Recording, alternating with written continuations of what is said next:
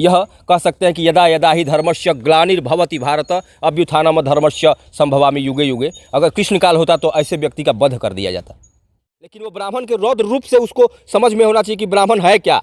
अगर मन से भी हम लोग चाह जाएं ब्राह्मण, तो उसका पतन हो जाएगा, सर्वनाश हो जाएगा। धार्मिक महत्व को दरकिनार कर रहे हैं, तो ऐसे व्यक्तियों को आमतौर पर समाज से निष्कासित करके किसी पागल खाने में डाल देना चाहिए। धार्मिक को नहीं, कल्याण हो, विश्व का कल्याण हो। हम लोग बोलते हैं धर्म की जय हो, अधर्म का नाश हो, प्राणियों में सद्भावना हो, विश्व का कल्याण हो। हम लोग ऐसे वेद से लेकर के हनुमान चालीसा तक का मूल तात्पर्य यही है कि सर्वभूत हिते रताः, सभी प्राणियों का कल्याण हो, विश्व का कल्याण हो। साबित होता है कि वो एक मानसिक रूप से विक्षिप्त आदमी है, उनको पागल खाने में अच्छा ट्रीटमेंट की जरूरत है। बिहार सरकार उनके स्टेटमेंट में जब पूछा गया, कह रहे हैं कि हम अपने समाज को गाली दिए, लेकिन अपने समाज में दो व्यक्ति को उठाए हैं, उस व्यक्ति से उसके समाज के लोग जाकर करिएगा। आप ब्राह्मण से अलग होना चाहते हैं जीतन राम मांझी जी, आप हमको बताइए कि आप अपने गर्दन को अपने से अलग करिएगा। आपका मांझी का एक बयान पूरे बिहार में मचाया है बवाल। कभी भी मंच पे वो कहीं भी कुछ भी बोल देते हैं। मैं क्या बोल रहा हूँ उससे क्या समाज पे असर पड़ेगा। कभी राम को काल्पनिक बता देते हैं, तो कभी पंडितों को, ब्राह्मणों को कुछ और ही बोल देते हैं। मैं नहीं बोल सकता उस शब्द को, मगर पूरा बिहार जान रहा है कि वो क्या बोले हैं। एक दिल्ली यूनिवर्सिटी के प्रोफेसर हैं, मैं इनसे सीधे जुड़ता हूं और जानने का प्रयास करता हूं कि नेता लोग ऐसा बयान क्यों देते हैं। हाँ, क्या नाम होगा? डॉक्टर सुजीत कुमार पांडे। ये आप बयान सुने हैं ना जीतन राम मांझी का? वो एक संवैधानिक पद पे रह चुके हैं, मतलब मुख्यमंत्री रह चुके हैं, और जो उनका बयान आया है उससे आप कितना इत्तेफाक रखते हैं, और क्या ऐसा बयान उनको देना चाहिए? नहीं, एक जनता के प्रतिनिधि रहे हैं और बिहार के मुख्यमंत्री भी रहे हैं, और उनके द्वारा जिस प्रकार से ये मतलब धर्म के प्रति जो एक आंदोलन चलाया जा रहा है वो उचित नहीं है। यह कह सकते हैं कि यदा यदा ही धर्मस्य ग्लानिर्भवति भारत अभ्युत्थानम धर्मस्य संभवामि युगे युगे। अगर कृष्णकाल होता तो ऐसे व्यक्ति का वध कर दिया जाता। ये किया क्या है? ये धर्म सबरी की बात कर रहे हो और राम की बात नहीं कर रहे हो। तुम्हारी काल्पनिक बताते हैं। आपकी औकात क्या है? आप विश्व इतिहास को देखिए और भारत के इतिहास को देखिए। यदि वो सही में अपने को समझ रहे हैं कि हम दलितों के बहुत बड़े मसीहा हैं, तो वो किसी ब्राह्मण के समीप आए, यहाँ आए, इस ब्राह्मण बेल्ट में आए, उनको औकात पता चल जाए कि ब्राह्मण के विषय में कुछ भी अपशब्द कहते हैं, तो तुम्हारा कुछ उसका खुद पता है कि इसका माँ बाप कौन था। सबसे बड़ी बात है कि आप क्या कह रहे हैं ये देखिए ना। मंच पर आकर के आप जनता के प्रतिनिधि हैं, कुछ भी बोल दिए, तो ये हम मानने से कभी भी ये नहीं मान रहे हैं कि उनसे गलती हुई होगी। ये प्रायोजिक पूरे देश में ये चल रहा है, ब्राह्मण विरोधी लहर। ब्राह्मण के प्रति, ब्राह्मणवाद के प्रति, धर्म के प्रति, संस्कृति के प्रति, वेद के प्रति यह एक षड्यंत्र है। षड्यंत्र का एक नमूना पेश किया गया है मांझी के द्वारा। मांझी को ये समझ तो होनी चाहिए था ना कि हम क्या बोल रहे हैं, कहाँ बोल रहे हैं। आप व्यक्तिगत रूप से ठीक है, आपको लगता है कि ब्राह्मण के द्वारा कुछ गलत है, सत्यनारायण भगवान का अस्तित्व नहीं है, राम का अस्तित्व नहीं है, कृष्ण का अस्तित्व नहीं है, तो अपने प्रधानमंत्री से पूछिए। बताइए, वो बता रहे हैं कि आप भी कह रहे हैं कि वो कह रहे हैं कि राम का अस्तित्व नहीं है, इनका अस्तित्व नहीं है, उन कृष्ण का अस्तित्व नहीं है, परशुराम का अस्तित्व नहीं है, बहुत सारे लोगों का बोलते हैं कि अस्तित्व नहीं है। जो बोल रहे हो कि सबरी का अस्तित्व है, सबरी की पूजा करनी चाहिए, तो सबरी का अस्तित्व कहाँ से? जब राम काल्पनिक है तो सबरी भी काल्पनिक हो गई। ये सत्य बात है कि भक्त का रहेगा अस्तित्व और भगवान का अस्तित्व नहीं रहेगा। और ये अस्तित्व बनाने वाला, बिगाड़ने वाला वो कौन है? वो क्योंकि रामायण में लिखा हुआ है कि सबरी के जूठे बेर राम ने खाया था। देखिए, ब्राह्मण यदि सबका कल्याण करता है, उसका नाम ही है मंगलायक। वो मंगल करता है, कल्याण करता है, लेकिन वो ब्राह्मण के रौद्र रूप से उसको समझ में होना चाहिए कि ब्राह्मण है क्या। अगर मन से भी हम लोग चाह जाएं ब्राह्मण, तो उसका पतन हो जाएगा, सर्वनाश हो जाएगा, उसके कुल का विनाश हो जाएगा साले का। लेकिन ये ठीक नहीं किया है। उसको इस प्रकार से किसी विशेष रूप से सत्यनारायण भगवान का अस्तित्व नहीं है, हरामी ब्राह्मण पूजा कराते हैं, ये कोई मतलब हुआ बोलने का? हरामी शब्द का क्या अर्थ है, उसे पूछा जाए। मुझे तो ऐसा प्रतीत हो रहा है कि मांझी एक मानसिक रूप से विक्षिप्त प्राणी है, व्यक्ति है, वो नासा के द्वारा जो चीज़ प्रूव्ड हो चुका है कि राम सेतु बनाया गया है, साइंटिफिकली ये चीज़ प्रूव्ड है, उस चीज़ को वो दरकिनार कर रहे हैं, धार्मिक महत्व को दरकिनार कर रहे हैं। तो ऐसे व्यक्तियों को आमतौर पर समाज से निष्कासित करके किसी पागल खाने में डाल देना चाहिए। धार्मिक को नहीं कह रहे हैं, वो अपना पूजा करवा रहे हैं और ब्राह्मण जिनकी पूजा करते हैं उनका वो विरोध कर रहे हैं। हाँ, ब्राह्मण का विरोध, देखिए ब्राह्मण को ऐसे धर्म में भी बोला गया है कि ब्राह्मण का जो उत्पत्ति ही है ब्रह्मा के मुख से हुआ है, और इस धर्म को, इस जाति को आप किसी भी तरीके से दरकिनार नहीं कर सकते हैं। ब्राह्मण ही एक ऐसा समाज का नेता है जो सब किसी को सही रास्ते दिखाने के लिए दिन रात लीन रहता है इसी में, पूरे समाज के कल्याण के लिए धर्म, वेद, शास्त्र, मंत्र का उच्चारण, धर्मार्थ कार्य के लिए जो भी आते हैं पूजा कराने के लिए, उनको धर्म के लिए, उनके कल्याण के लिए ब्राह्मण एक ऐसा समर्पित व्यक्ति है कि बिना अपनी लालसा लिए, बिना अपना खुद का स्वार्थ लिए, दुनिया के लिए समर्पित है कि भैया आपका कल्याण हो, विश्व का कल्याण हो। हम लोग बोलते हैं धर्म की जय हो, अधर्म का नाश हो, प्राणियों में सद्भावना हो, विश्व का कल्याण हो। हम लोग ऐसे प्राणी हैं जो विश्व के कल्याण में हम लोग अपना निश्चिंत नीत देखते हैं, जीवन खपा देते हैं। जैसा कहे कि सुबह से 4 बजे कोई ब्राह्मण उठता है, उसके तपस्या को देखिए, ठंडा में आपको गीजर से नहा रहे हैं और गंगा में नहा रहा है, तो उसके तपस्या को देखिए आप कि सुबह 4 बजे से उठ करके, और वेद से लेकर के हनुमान चालीसा तक का मूल तात्पर्य यही है कि सर्वभूत हिते रताः, सभी प्राणियों का कल्याण हो, विश्व का कल्याण हो। और उस व्यक्ति को, उस संप्रदाय को, उस विजडम को ब्राह्मण साम्राज्य है, वो प्रत्यक्ष रूप में नहीं, अप्रत्यक्ष रूप में है। जहाँ की पांडे जी ने कहा कि ब्राह्मणम मुखमासित बाहुराजन्य कृत, जब कहीं भी कोई पूजा पाठ होगा, कभी भी परम तत्व पर विचार होगा साइंटिफिकली या आध्यात्मिक रूप से, फिर भी जब पुरुष सूक्त की बात होगी तो ब्राह्मणम मुखमासित बाहुराजन्य कृत, ब्राह्मण अपने आचार से ब्राह्मण है। आप ब्राह्मण बनिए, आपका निषेध किया गया है। गीता में कहा गया कि गुण और कर्म से ब्राह्मण होगा। हमारे आचरण को अपनाइए। अगर हम ब्राह्मण आचरण ठीक नहीं रख रहे हैं तो आप उसके मालिक हैं, और आप कौन होते हैं कि हरामी कहेंगे और कुछ भी कहेंगे। तो धर्म के विपरीत 3 लोग आचरण किए जो विश्व इसका गवाह है, रावण, कौरव, कंस। तो तुम क्या चिड़िया हो यार, तुम्हारा तो कोई अस्तित्व ही नहीं है। आकाश में थूकने से कुछ होगा? उसको चाहिए कि नीतीश कुमार जी आपातकालीन मीटिंग बुला के उसके नाम के पीछे जो लगा हुआ है पूर्व मुख्यमंत्री भारत बिहार, उसको हटा दिया जाए, और उसको चूहा खाता था, उसको चूहा खाने के लिए भेज देना चाहिए। क्या सही है? बिल्कुल सही है।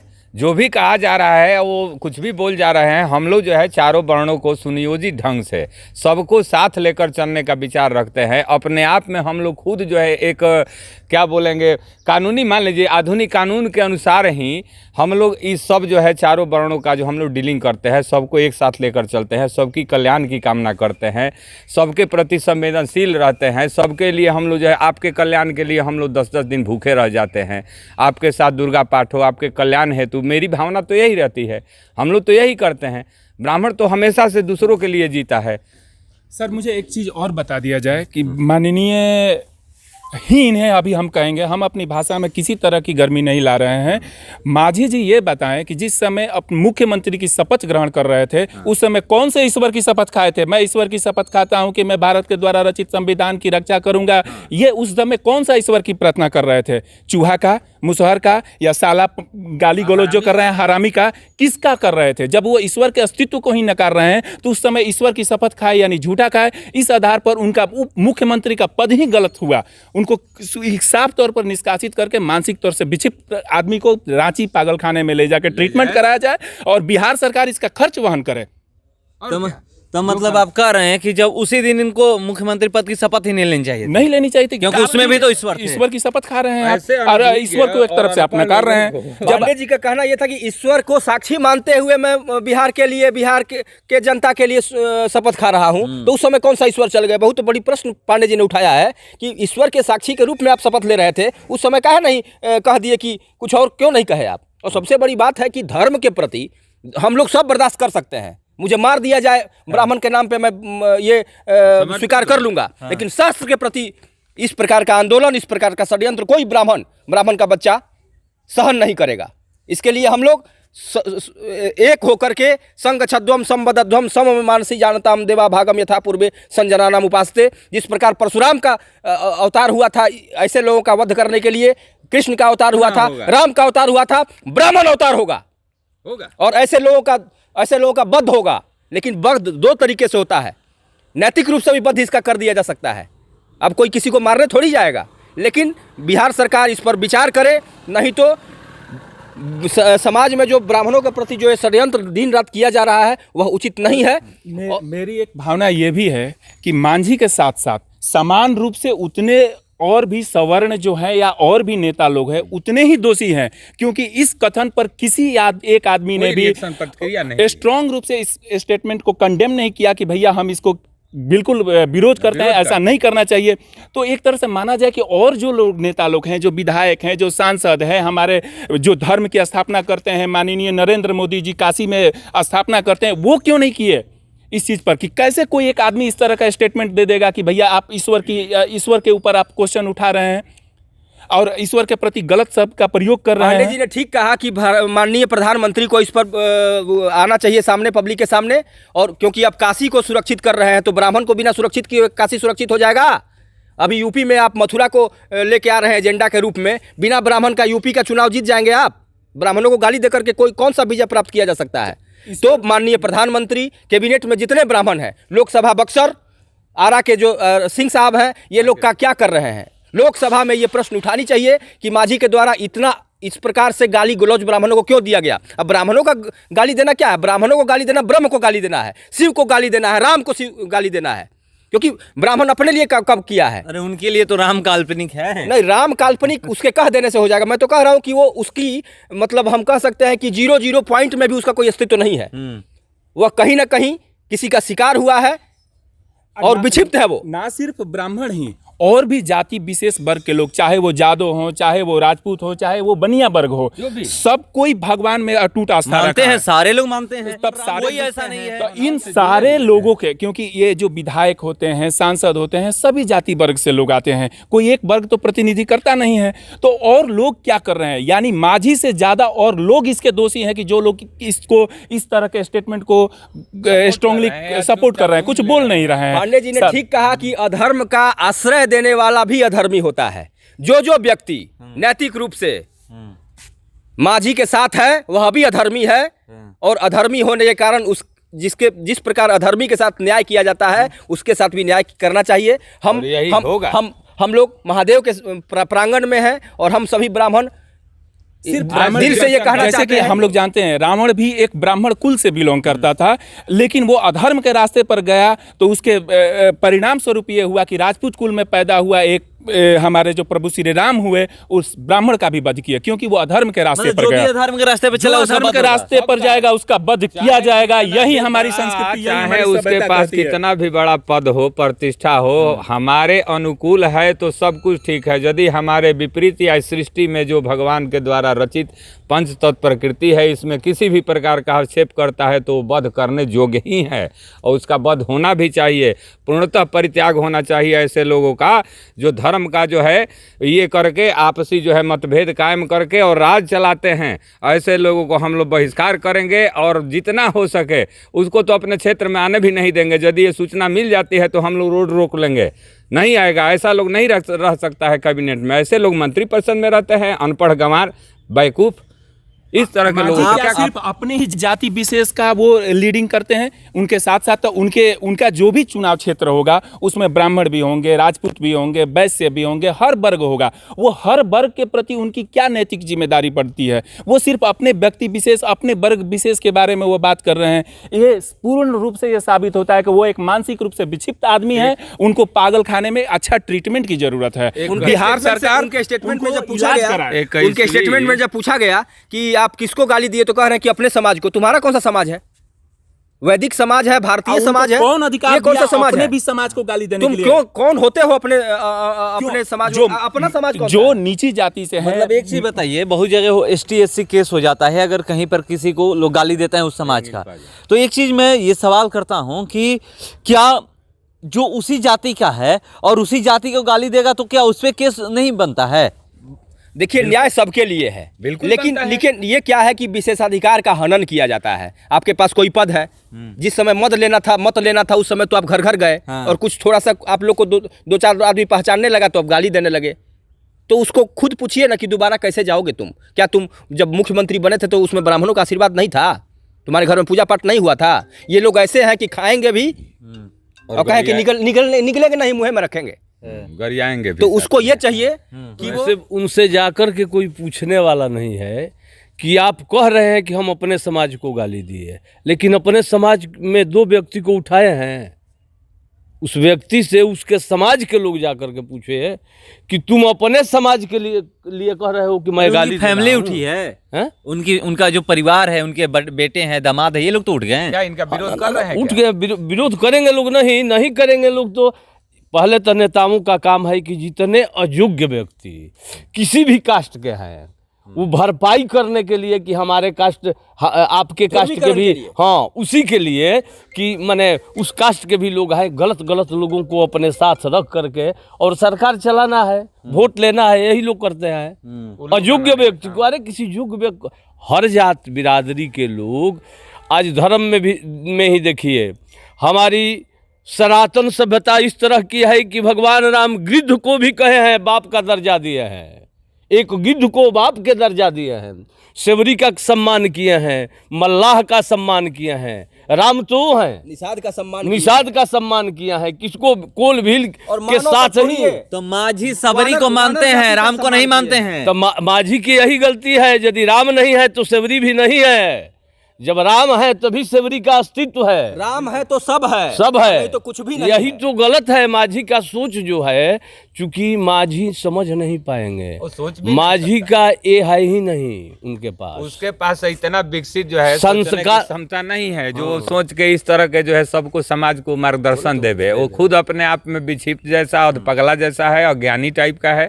यदि इस तरह का नहीं होता तो ये कुछ भी नहीं बोल जाता। नाच का जुकड़ है, नाच में जुकड़ उकड़ नहीं होते हैं, कुछ भी बोल देते हैं हर बोलवा, हंसाने के लिए हाँ, हंसाने के लिए गए हैं कहीं तो सभा हाँ, जुटी है, हर तो किस बोलवा तरह कुछ भी हंसाना बोल है। देगा तो हर बोलवे के काम करते हैं। जैसे हमारे भोजपुरी समाज में गुण का नाच नहीं होता है, तो उसी तरह का स्थान नहीं होना चाहिए। हाँ। अगर वो नौटंकी करते हैं, हरबोलवा हैं, तो ऐसे हरबोलवा का भी समाज में कोई स्थान नहीं होना है। चाहिए। हम अपने भगवान राम के प्रति गलत नहीं सुन सकते हैं, हम अपने आराध्य के प्रति गलत नहीं सुन सकते हैं, ना ही हम किसी भी जाति विशेष के प्रति गलत सुन सकते हैं। माननीय नीतीश कुमार जी से हम लोग का निवेदन है, प्रार्थना है कि इस पर विशेष रूप से यथाशीघ्र कार्रवाई करते हुए बिहार सरकार इस पर और कार्रवाई करे, उनका मानसिक इलाज और नहीं तो करवाएं। नीतीश कुमार जी को भी हम लोग माफ नहीं कसने करेंगे। वाले तो नहीं। चलिए क्या होती जा रही है, ये जो एनडीए का गठबंधन है उससे लोगों का विश्वास उठ रहा है। हाँ, क्या नाम है? चलिए तो राकेश मिश्रा। आप जीतन राम मांझी का बयान सुने हैं? हाँ, कल मैंने बयान सुना जो बिल्कुल निंदनीय है, और जितनी भी निंदा की जाए इस बयान की, जीतन राम, आप एक मुख्यमंत्री रहे हैं, आप लोगों के आइडियल बन के रहेंगे, लेकिन आपसे लोग क्या, आप समाज को क्या दिशा निर्देश देना चाहते हैं कि लोग समाज में लड़ें? ऐसा नहीं होना चाहिए। ये बयान उनका बिल्कुल बेतुका है, मैं इससे बिल्कुल इत्तेफाक नहीं रखता हूँ।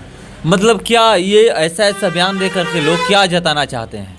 देखिए, ऐसा बयान देने से ये हमको तो यही लगता है कि ये लोग समाज में बंटवारे की राजनीति कर रहे हैं। इन लोगों को बस केवल राजनीति दिख रही है, लेकिन ज़मीनी स्तर पे यदि आप आइएगा तो उन सभी के बयान को देखकर और हम लोग क्या करते हैं, आपस में लड़ने लगते हैं। ऐसा नहीं होना चाहिए। मैं जीतन राम मांझी का बिल्कुल पुरजोर विरोध करता हूँ।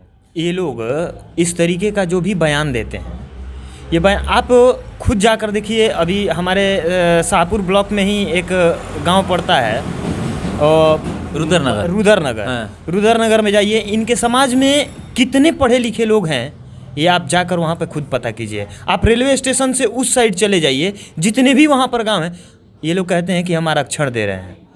आरक्षण का अ पता नहीं है वहाँ के लोगों को कि ये आरक्षण का अ होता क्या है। आप कहते हैं कि हम अपने समाज को बढ़ावा दे रहे हैं, आप अपनी राजनीति कर रहे हैं, अपने समाज की राजनीति आप नहीं कर रहे हैं। मतलब ऐसा बयान दे करके आप कह रहे हैं कि अपनी राजनीति कर रहे हैं, अपनी राजनीति रोटियां सेक रहे हैं और समाज को लड़ाना चाहते हैं। समाज इससे बटेगा। आप हिंदू समाज को कमज़ोर करने का, मैं ये बार बार अपने सोशल मीडिया के माध्यम से भी मैं ये बात बोलना हमेशा उठाते रहता हूँ, और आज भी आपके माध्यम से ये बात समाज को मैं बताना चाहता हूँ कि इन राजनेताओं के चक्कर में ना पड़ें।